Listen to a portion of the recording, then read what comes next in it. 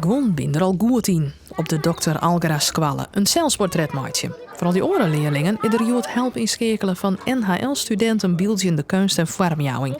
Ze helpen mij aan het project van de tekensqualle. De leerlingen die worden eigenlijk gestimuleerd om hun creatief proces vorm te geven. En de docenten die worden daarvoor opgeleid om eigenlijk dat makkelijker te kunnen doen. Voor kinderen is het heel belangrijk dat ze hun creativiteit ontplooien en leren dat ze geïnspireerd raken en daardoor gewoon lekker uit zichzelf kunnen gaan tekenen. En dat ze op die manier wat van zichzelf kunnen laten zien. Ik denk een boom met blauwe tulpen. Ik ben nu een monster aan het tekenen. Een monster? Ja. Dit monster heeft 3 ogen. Het is net voor het eerst dat de squalle zich inzet op het tekenonderwijs. Jeder kreeg een leerkracht al een cursus in het goed begeleiden van de tekeningen.